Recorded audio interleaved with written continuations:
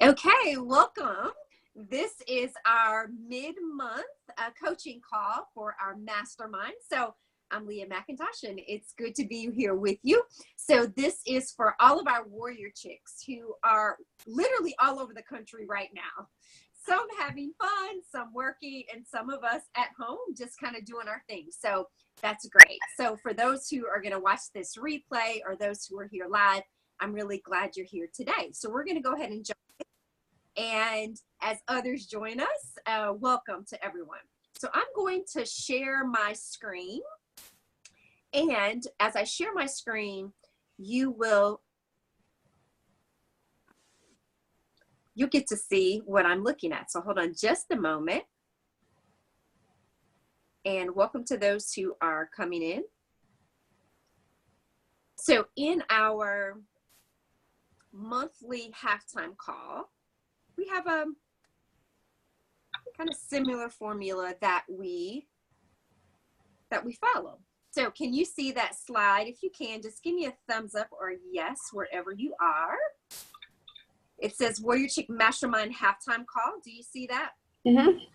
Okay. So this is a picture from our retreat last summer, and some of you all were there. An amazing time, but this is what it means to come together as a mastermind. And let's look at our motto.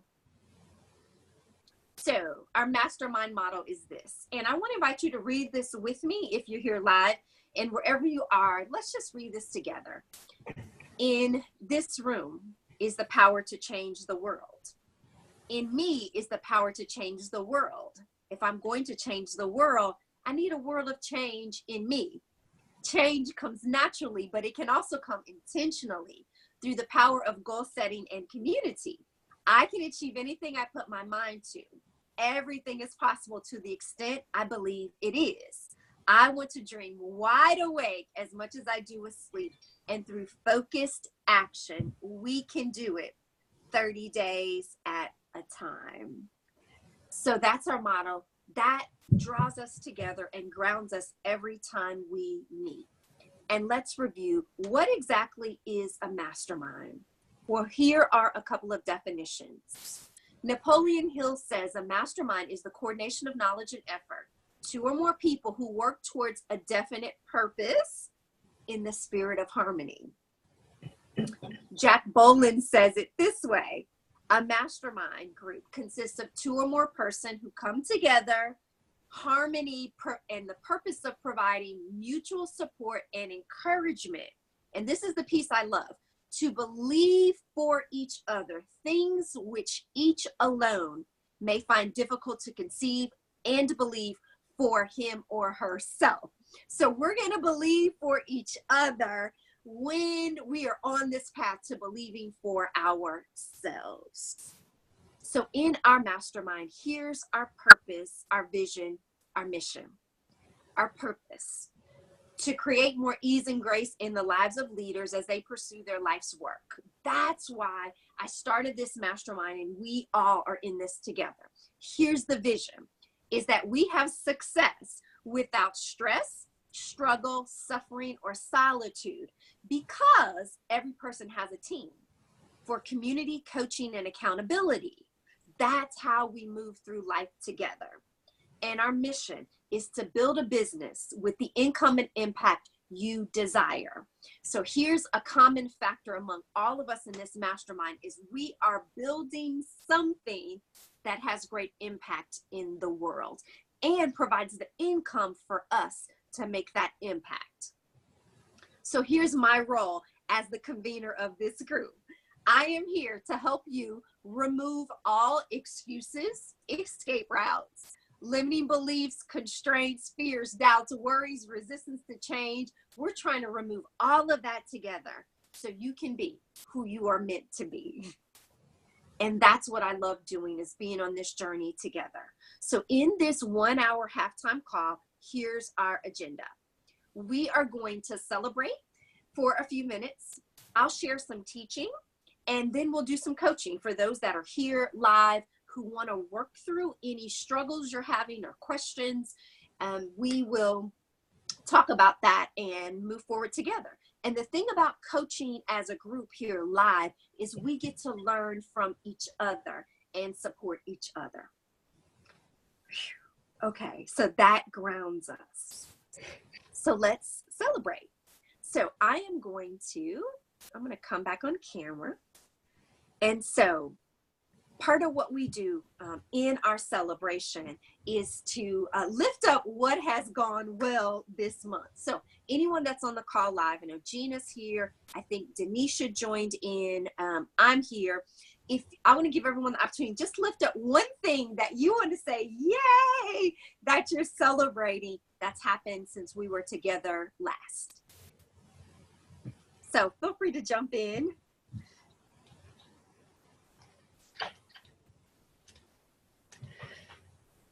Gina, you want to go? Sure.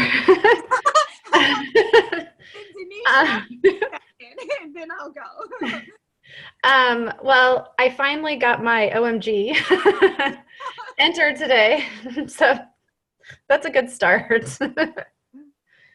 After our phone call that we had, after our one-on-one last week, I think, or the week before.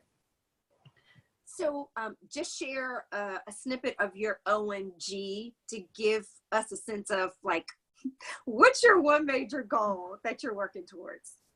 Well, you and I had talked about figuring out what my purpose for all of this is. And I think that established the purpose, but I think what I realized what I have is the limiting beliefs, even though I'm getting better at silencing that internal critic. But my OMG is long-term, just silencing the imposter syndrome is, I think, how I best describe it. Like believing that I can do the work I'm setting out to do, and feeling more confident in that. A little more fearless. Love that word. Love that word. Fearless, because that's who you are. Yeah. Thank you, Gina. Denisha, I think if you're there and able to share with us. Can you hear me? Yeah, we can hear you. Hey. Sweet. Hi. So I think that something to celebrate is becoming more focused on what my goals are and honing in on what are the things that I would like to specialize in.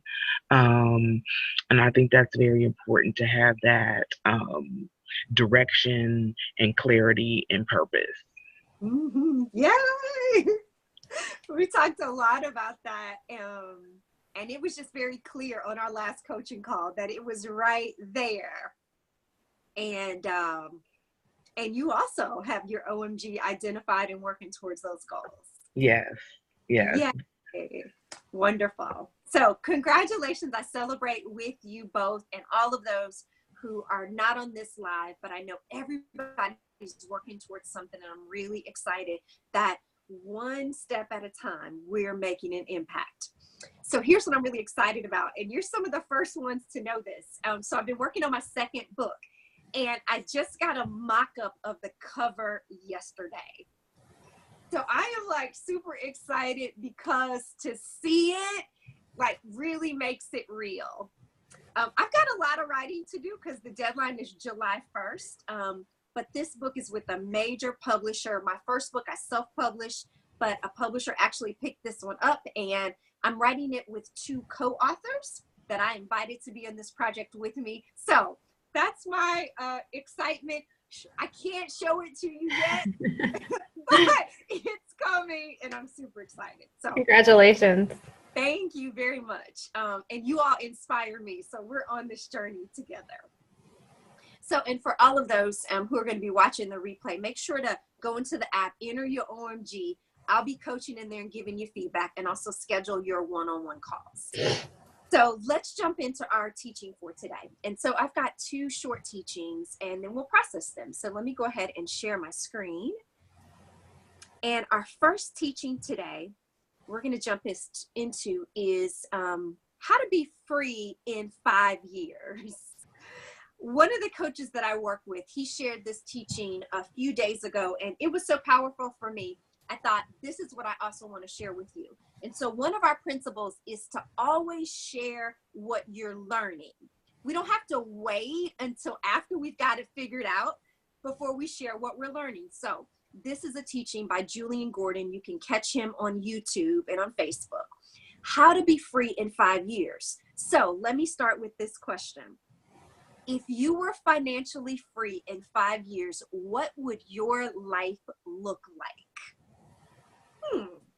What would your life look like? And I want to invite you to use the chat feature in our Zoom. So if you're able to, go ahead and open up your chat. And in the chat, I want to invite you just to type if you're able to. And tell me, what would your life look like if you were financially free in 5 years? So imagine it's 2023 and that 5 years is really not very long from now. I think as we get a bit older, time starts to go faster maybe. But we realize that what we sow into today will produce a harvest in 5 years. And so as I thought about that, this picture of the beach is what I thought about. Financial freedom for me is not necessarily being in the mountains where Nicole is skiing, although that could be fun. I want to be where it's warm on the beach and just kind of hanging out by the water. So that's one of the things that I would be doing if I am financially free. And I also see more money to fund missions that matter to me, like the missions of my clients, and more freedom to travel. That's what financial freedom is about. And I love that it's bigger than just us. That's what's so powerful about this concept of freedom, is that it's not just for ourselves, but for others. Traveling with my children and put money back into the community. And listen to the commonality in that. There's mission, there's other folks, there's the community. So our why always is bigger than us. So now let's talk about how we would actually get to that place where we can sow back in the community abundantly and towards missions that matter to us and others. So here's the millionaire math that gets us there. So I want to invite you to write this down and process it with me, and you'll have this recording afterward. So imagine this.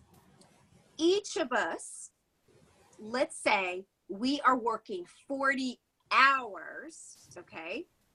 So there's a typo here. We're going to work 40 hours per week for 50 weeks a year, okay? So make that correction. Typical job, working a 9 to 5, 40 hours per week times 50 weeks, because we're going to take at least 2 weeks vacation, hopefully more. But in today's world, let's say with that formula, we are working 2,000 hours a year. Have you ever thought about that? That we are working at least 2,000 hours a year. Now, imagine in today's world, you're making $60,000 a year. Just an example, you could choose any number. I am making about $30 an hour if that's our normal salary. Now, we haven't taken taxes out or any of that, but imagine your take-home pay is $60,000. That's $30 an hour. If you make $100,000 a year, imagine that's $100 an hour. Now, what's interesting about that is in this formula, we're trading hours for dollars.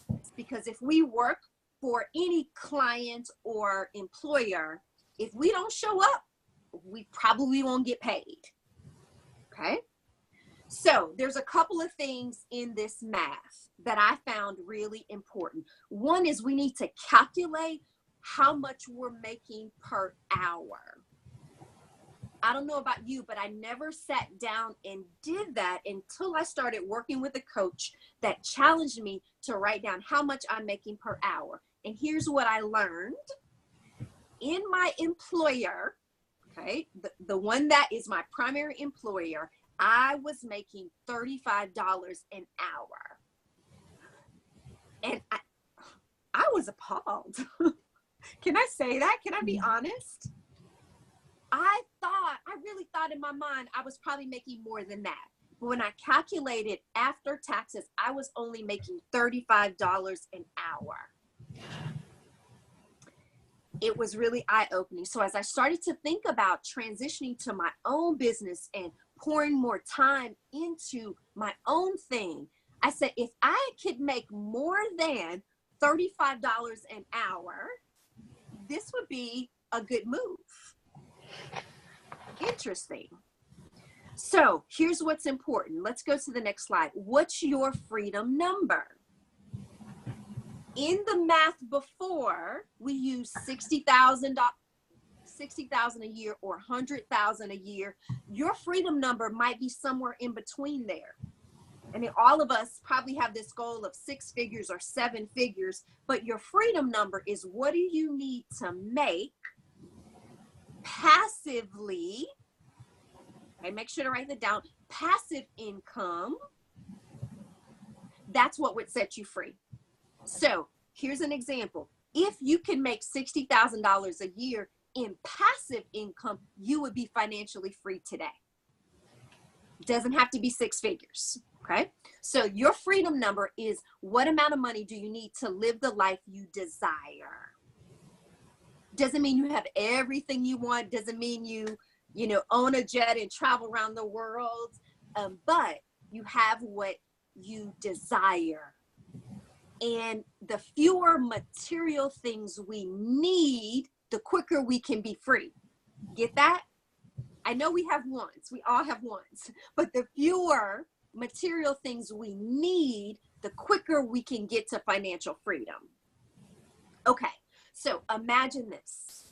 $100,000 a year for 365 days is $274 in income a day. That's all it would take in passive income to set you financially free. What does that mean? 8 hours a day, that's $34 an hour. Passive income. Imagine that's $11.42 an hour if you calculate that based upon 24 hours a day, because passive income is not based upon you working in the business or working for an employer only 8 hours. Okay, so do you get that math? So here's your 5-year freedom question. This is the most important question of this teaching. What kind of value can I give to the world that returns me $11.42 an hour or 19 cents in my pocket every minute, even when I'm sleeping? That's 2 dimes. I don't know about you, but I said, wow. That seems to be simpler than I once thought it would be in my mind. So this math works for any number you want to plug in. If $200,000 is your freedom number, just double those numbers. But the question is, what kind of value can I give to the world that returns to me that amount? So how do we get to that answer? Here are our freedom questions. Who will I set free? Okay, so add that word set. Who will I set free? Because that's the key to being free. If I'm able to create value for someone else, I also am rewarded with that freedom.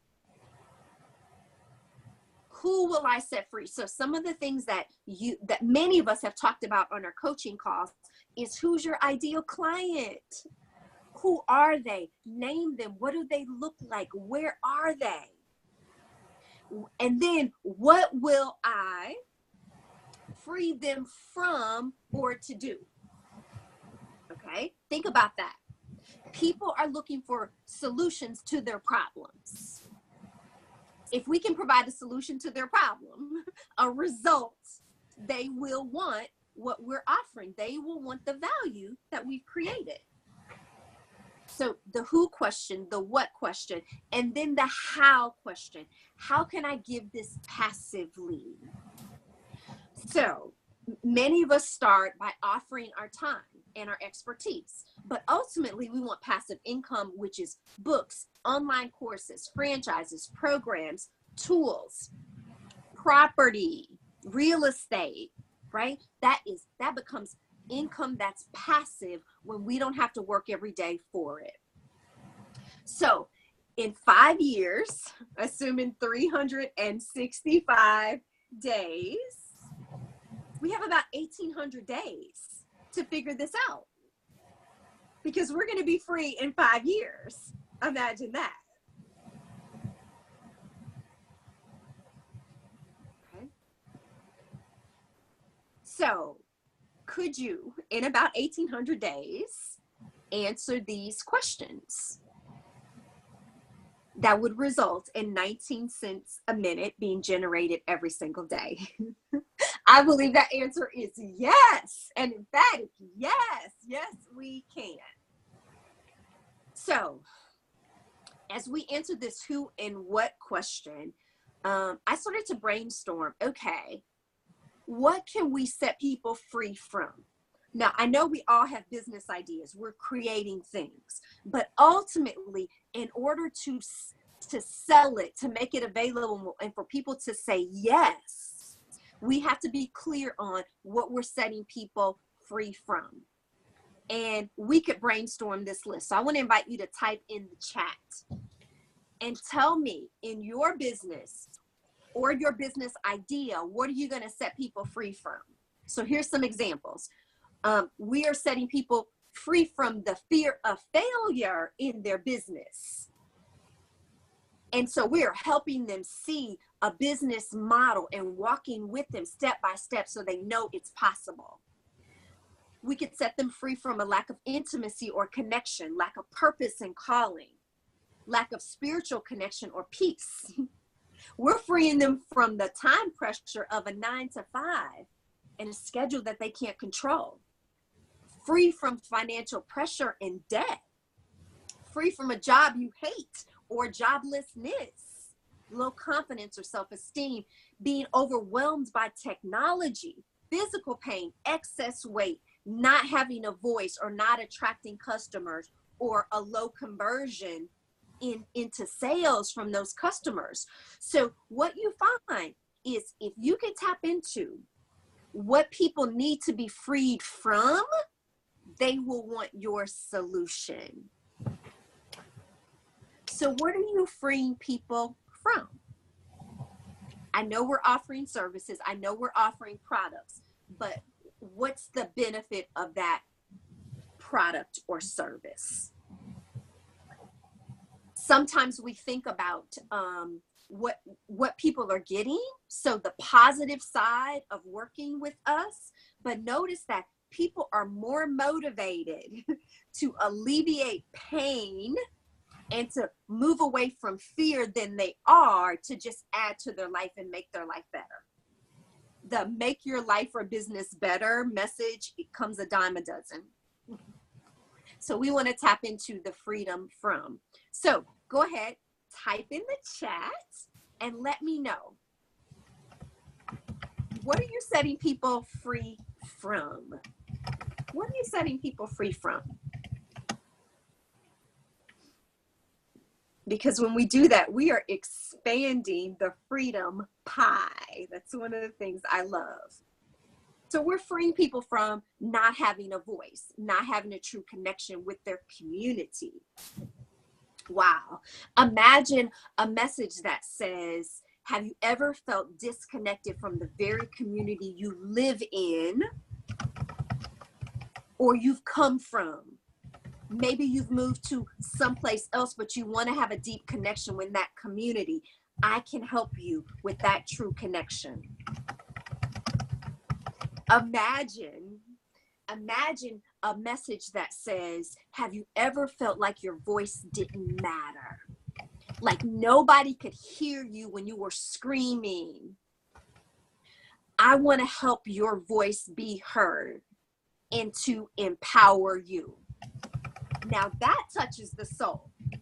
That touches the soul. And people will say yes.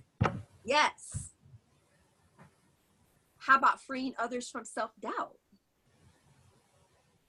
We all have a place within us that wonders, can I really do this? And lots of people don't have a person in their life that's speaking into them and reassure them, you can do it and I'm going to walk with you. There is power in being with people on the journey. And then they're going to say, okay, how do we do that? How do we do that? And you say, I'm glad you asked. So whether you have a product or service or a consulting business, whatever it is, you have a solution to that pain that they're experiencing. So we're going to expand the freedom pie. That means expand people's life, expand possibilities, because it's beyond us. So here's a quick review. Here are our freedom questions. Who will I free? Who is the person that I will free in order to gain my freedom? This reminds me of Harriet Tubman and the Underground Railroad. Clearly in her being, she knew that she could not just take her freedom and not free others. And she even said others could have been freed if they knew they were enslaved. How many people are out there who don't even realize they're not free? So we're going to help them expand that freedom pie. What will I free them from or to do? And how can I give this passively? This is how we pave our path to freedom. So let me come back on camera. Everybody take a deep breath.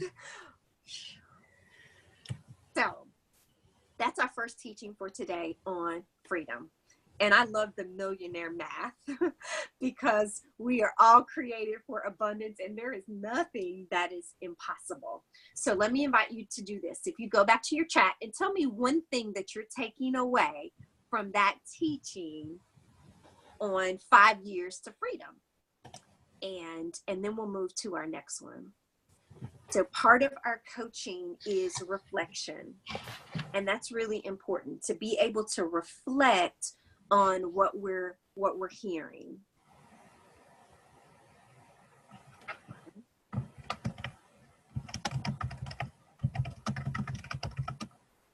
So we'll just take a breather here and give you a moment to type.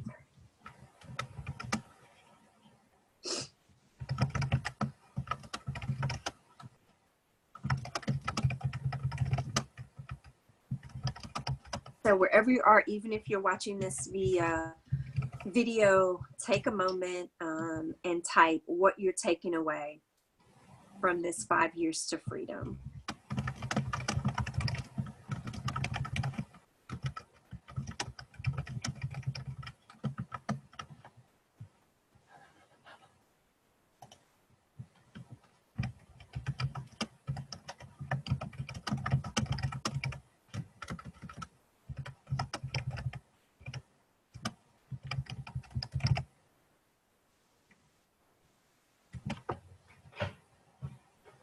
Okay, so part of the feedback that we're hearing here is, I'm thinking about how to make passive money with such a hands-on model.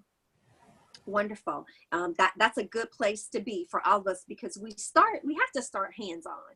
We have to start hands-on to know how to do it, but then we eventually transition to a hands-on model.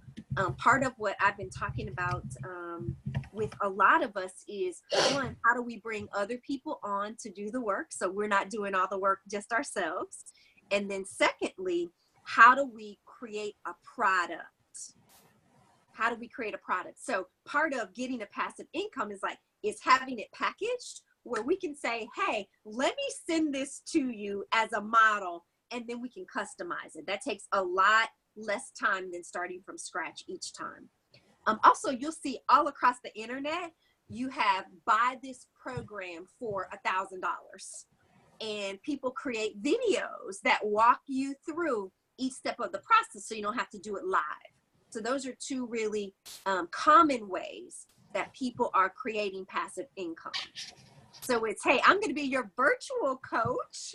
I'm not going to sit there next to you at your desk, but I'm going to be your virtual coach to show you how to execute this system. So also we've got, I'm taking away and thinking about the question, what am I freeing people to do? This is different, more exact, and more thought-provoking than how am I making someone's life better? Thank you for that feedback. Because the second part is your life will be better afterwards. Remember, initially, people say yes because there is pain or there's a need that's there that's not being met. Once that need is met, they're going to get to the other side and experience abundant life. But I really learned that from Oprah. If you ever watch her shows, read her magazines, it's always, what problem are we solving? What issue are we making better? So in marketing, and even as people, as humans, it's pain or dissatisfaction that persuades us to move. Otherwise, we're complacent. That's just kind of human nature, okay? Thank you for the feedback. So let's move to our second part of our teaching. So I'm going to share my screen again. And our second teaching for today is to work smarter, not harder. And this is one of my favorites. All this stuff is my favorite, but I love this because I don't know about you, but I got to a point in my life where I decided I didn't want to just work hard. I was just really tired of working hard. And so I started on this journey of working smarter. So maybe you're in that place as well. So let's start here. What causes success? Have you thought about that? What causes success? The myth is work hard, work hard, work hard. And you can be or do anything. Well, that's really not completely true. And Malcolm Gladwell, one of my favorite authors, is one of the persons that writes about this. So in his book, I think it was Outliers, he talked about Canadian hockey players. Maybe you read this. And he went and researched what made some of the best professional hockey players great. And he found a commonality. They were born in the first 3 months of the year. Because in Canadian hockey, the older players, so imagine you're on a calendar year, those hockey players that were born in January, February, March ended up being better than those born in November, December. Because they were almost a year older, stronger, bigger than the younger kids. So there's this trend of hockey players that were born early in the year. Aha! Maybe we thought, oh, the best hockey players, or just like in any sport, oh, they got special training, or they were just born more talented. And Malcolm Gladwell reminded us that no, it's more than that. There's some other factors at play. In Malcolm Gladwell's book, David and Goliath, we've heard this story over and over again probably, about Goliath who had on all this armor, right? That was called heavy infantry type of fighting. But you've got David, who was a professional slinger of rocks, really dense, powerful rocks. And what he teaches us in his analysis of David and Goliath is not just that the underdog can win. David was a professional rock slinger. Goliath was a giant, but David used his expertise to slay the giant because he was doing what he was an expert at. And Goliath could not combat it. So it was more than this miracle story of the shepherd boy slaying a giant. It was a professional slinger doing what he does. He had defended his sheep and killed other animals. So here's the point. Results are not only about work harder. Results are about more than that. So let me share with you 8 laws of smarter work. Okay, so I'm gonna invite you to write these down. So here are the first. The first one is the right reason. The reason why we do something and having a deep sense of connection to it is everything. That passion will come across in whatever you do. And it's also clear when it's not there. Have you ever worked with someone and you thought, well, their heart really isn't in it?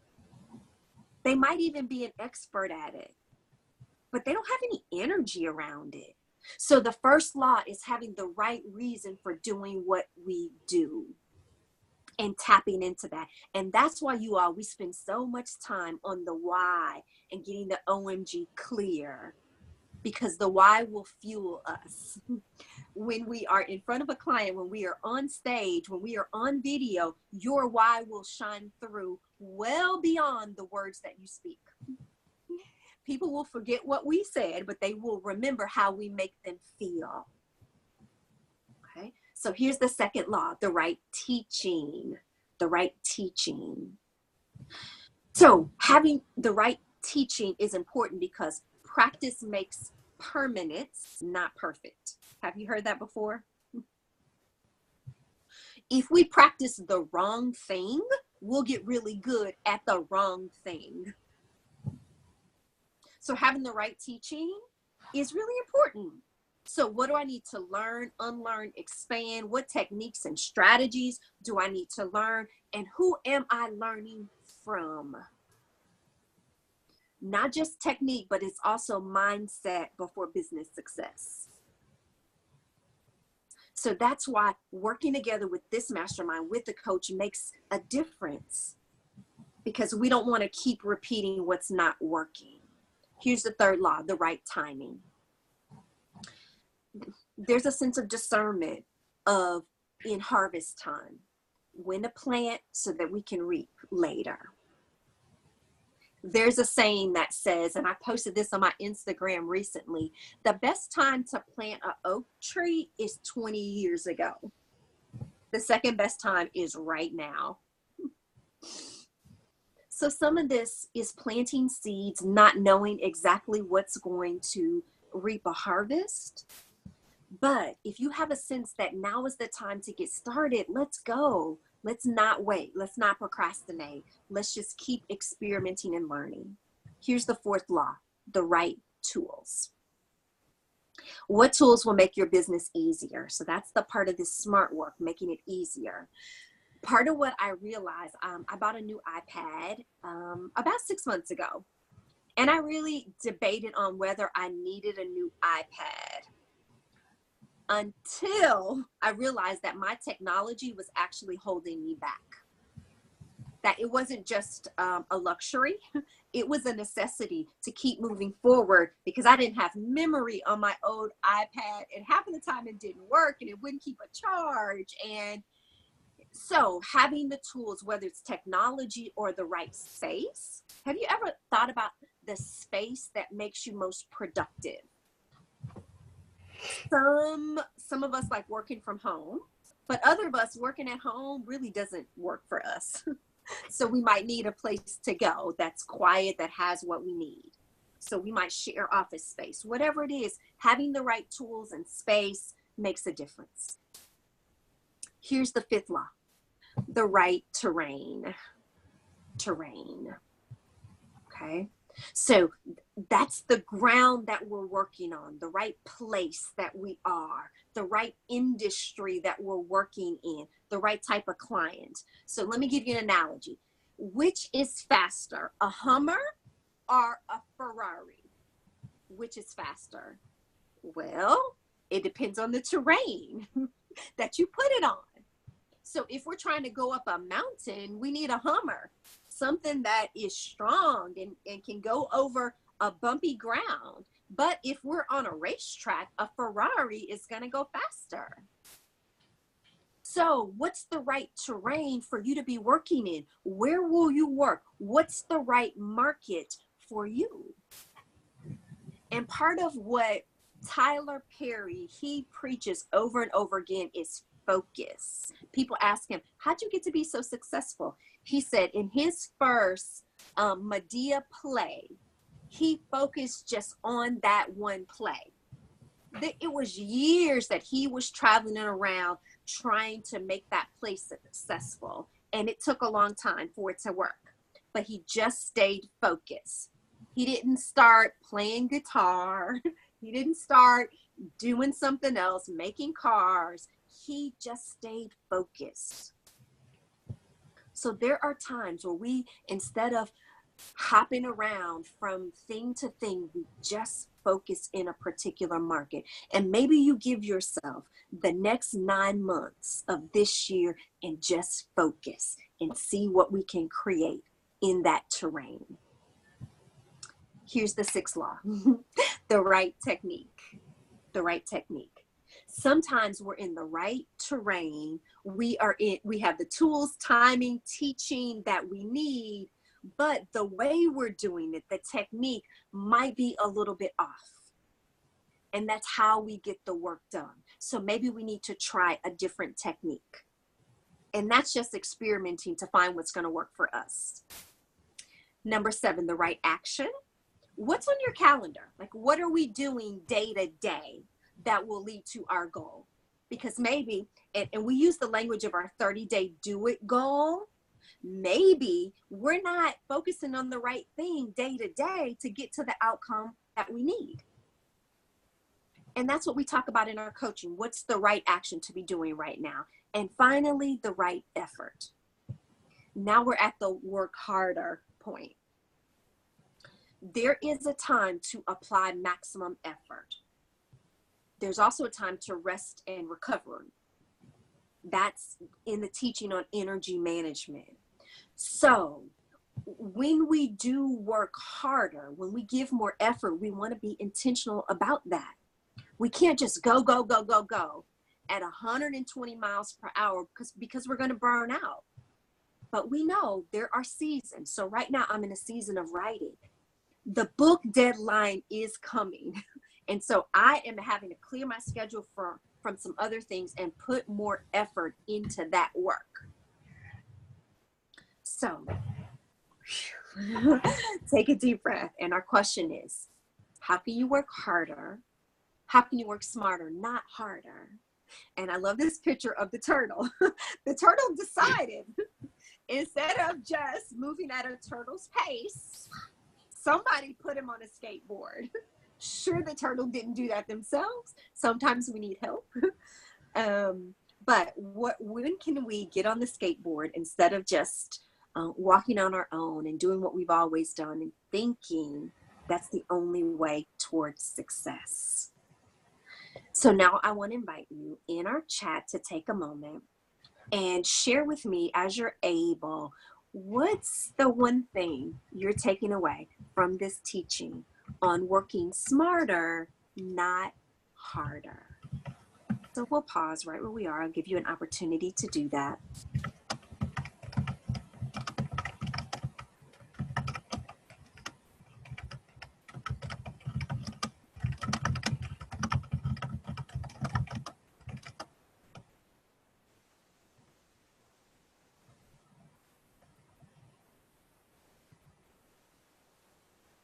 Okay, and I'm going to come back on screen here.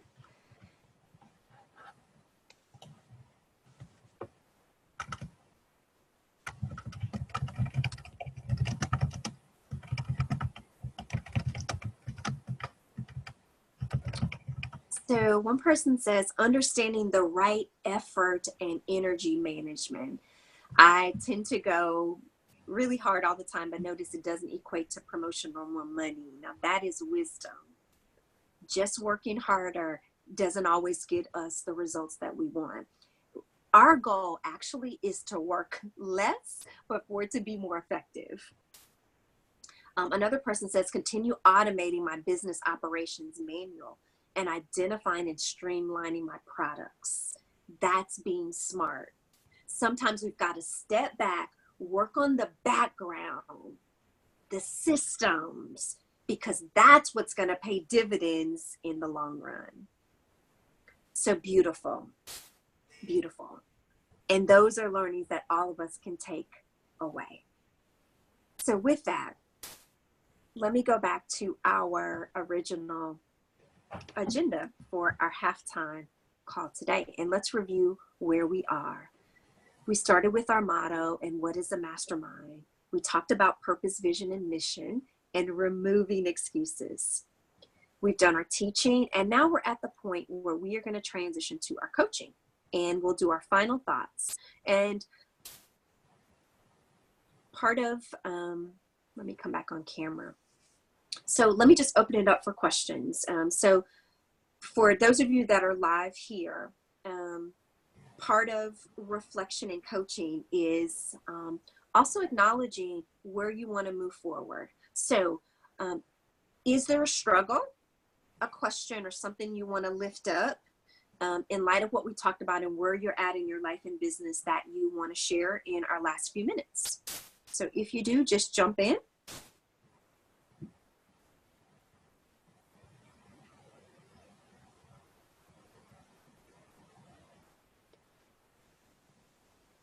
I have something. Yeah, absolutely. Well, we talked about on the phone that we identified my purpose was being working primarily with nonprofits led by people of color. And so since I set that as an intention, I actually signed a new client this week that fits all of my criteria, which is great. But now, because I set that, that's like my deepest value. The pressure, it feels good, but also the pressure feels a little greater because it speaks to what I really want to do. And I don't, I want to be able to deliver everything I can to this client. I don't want to let them down. That's the thing. So it's that imposter syndrome. Can I really do what I say I can do? But with that, I think I'm really struggling. I don't know if I need an answer today, but what I'm struggling with is something Denisha mentioned earlier in the chat is just, can my business be automated and still deliver a quality product? If I'm going to I'd like more face time with my clients and just coaching them through what they're doing, not necessarily working as much on the technical work. And how do I automate the technical work so the product is still good? Mm-hmm. So multiple layers in that, right? The first question you posed is, hey, can I deliver on this? Because I'm getting what I've asked for. Like what the intention you set is now coming back to you. And have you defined the outcome with the client, or how do you define the outcome with the client that they want to be delivered? How clear is that in your mind?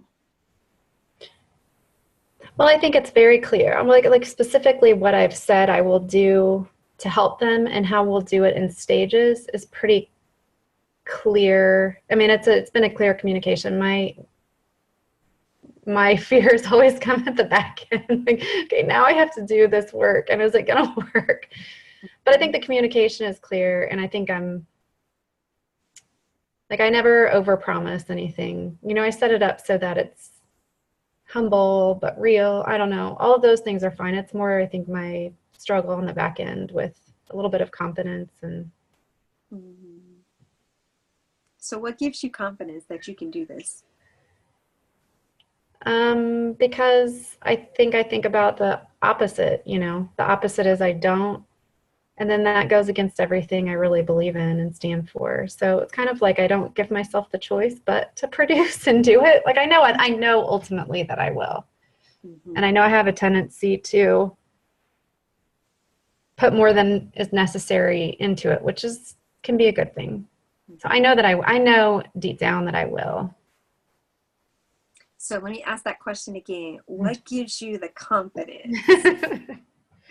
Think about a time that you had confidence. What gives you that confidence knowing I can do this?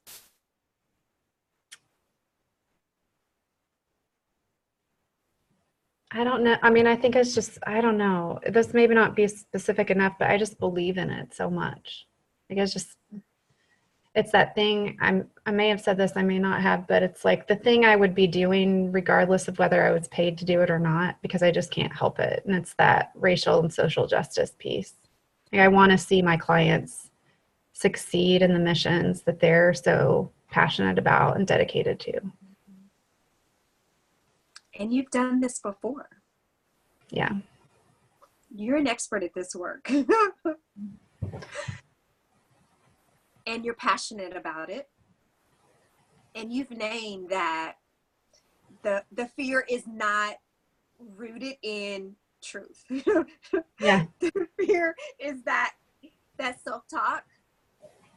And part of changing our self-talk is the reminder of who you really are, right? And what you've already delivered, and that's enough. The first work smarter law that we just talked about is your why. And there was a reason why that was the first one, is because that is so important. I can feel your heart, even over video, even over the phone. Your heart is what allows you to be humble and authentic in that space. And they know that that's where it's coming from. You are amazing. And you are giving your heart and life away to help organizations, not just technically, because you're giving them yourself too. Yeah. And that's the bigger hope, because you said it, that they'll be able to reach their mission that they're about. And that's one of the things that makes it a little bit scary, is that your vision really is bigger than the technical work you're doing for them. It's so much bigger. Yeah. And some of that is outside of your control. I don't like that. Now we're getting to what's underneath. Yeah. Wow. We like to be in control. Yeah. All of us. So keep affirming that you're amazing, and this is going to be awesome. And we learn through every experience. Mm-hmm. And more is going to be coming your way. So, and you're going to be prepared. One of the things that I love is affirmations. Do you do affirmations? Sort of. Yeah. And I have my seasons too. But I recently watched a video on YouTube, and it was the I am affirmation video. And as cheesy as I thought, I've seen this before. Okay.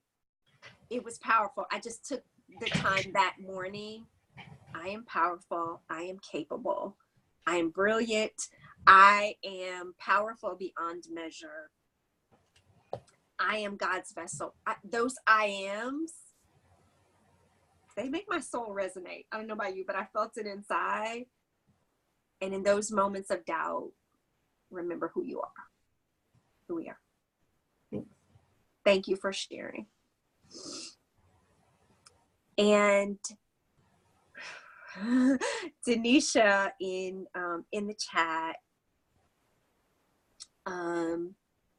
one of the questions you lifted up is how to find the next client, the next gig. When one contract is complete, what's next? And Denisha, are you able to come on camera where you are? I don't know if I can come on camera. Okay, well, we can't hear you. Can you hear me? Yeah, I can hear you. Can you see me? Okay, yeah, we can see you there. Okay, hi.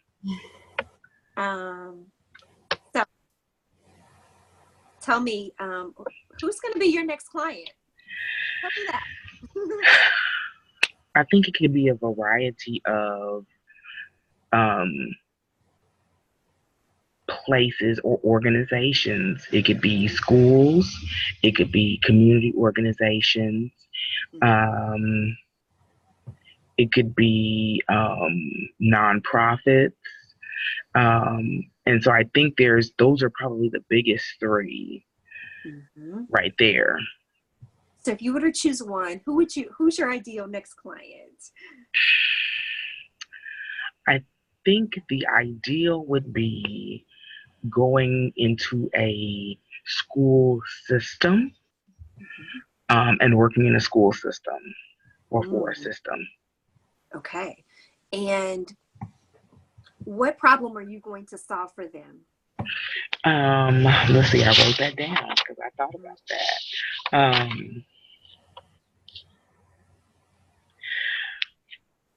Being disconnected from the community that you serve is a big problem. So how do you begin to build those bridges to the community that you actually serve to be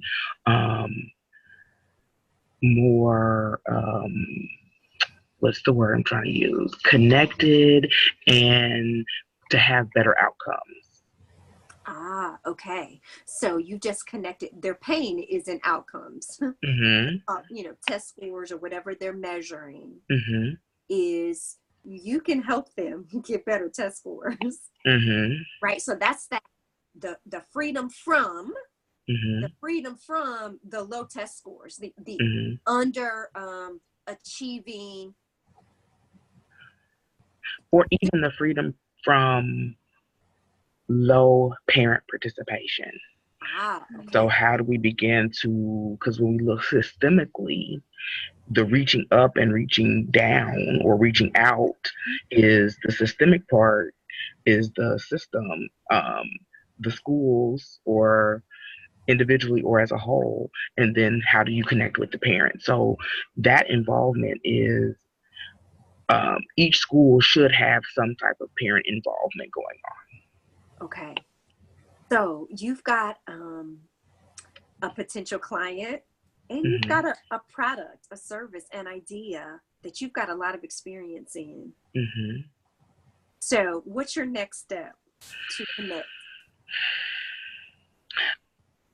My next step, I thought through finding is there a school specifically that is looking to have their outreach, even if it's not to parents who are already in the school, but to communities that are surround their school? Or is there a nonprofit organization or an organization that's looking for somebody to do that outreach into the community? So where would you go to make that connection with the school or host school district? Where would you go? Well, I would start with the one I'm sitting in right now. So that would be KCMO. And starting with, I'm not sure. Because they have community outreach people. Not always sure how effective they are. But my understanding is some of the schools are looking for people who are not scared to really be out in the community and boots on the ground. So what would be your next step? Reaching out to someone in the district with some type of proposal that states clearly what it is, the program that can be put together. So you just answered your question. How do you get your next client? And early on in this stage that you're in, it's just networking. It's talking about it and keep talking about it and talking about it until someone says, yeah, we need that right now. Okay. So what we can work through on our coaching is how do you create a system that you can scale? Like how do we get to, a whole school district with that message in addition to school by school? And we just start where we are. And I'm reminded of how I connected with you, Denisha. It was through Nicole saying, you all should talk. Right? And Nicole saying, you should talk to Gina. Right. And Denisha, you saying, you should talk to Tanya. Mm-hmm. And so that word of mouth in our circles we're already in is powerful. And then we begin to look at how we can scale it. Okay. Okay. So good work, you all. And thank you for being willing, Denisha and Gina, to be coached live here on the call so that we can all learn from the experience. So let's go ahead and close out. Let me go back to our presentation and then we'll be done. So here we are towards the end. We've done our teaching. Our final thoughts are here. So as a reminder, this month, as you schedule your time, schedule your big rocks first. Be intentional about that. Yourself, your family, your friends, your fun are those big rocks. Don't try to put them in last. And that goes back to that energy management and the rest that we need. Remember, action without intention is just reacting to what comes around us. Intention without action leads to a lot of regrets, and I should have. But when we have an intention and we put action behind it, results will come. Trust that the outcomes we're looking for will happen with intention and action. So let us close. I want to lift up a prayer. So wherever you are, if you feel comfortable to just pray. God, I want to lift up everyone who is a part of this mastermind, those who are here and those who could not be here. God, I pray that you would continue to pour out your blessings on all that we're doing on behalf of our families, our communities, the broader world, God. You know our hearts, you know our intentions, so help us to take the right action, to work smarter, not harder, to remember that all things are possible. God, we believe in the millionaire math because it will help us to impact many lives. This we lift up today. Amen. Amen. I want to thank you for being here. Have an amazing rest of the day. Our next call will be the first Thursday of the month. That is April, I believe that is the 5th. That's a Thursday. And so I'll talk to you one-on-one. And then we'll also have our group call, our first of the month call on April 5th. Take care. I'll see you soon. Bye. Bye. Take care. Bye.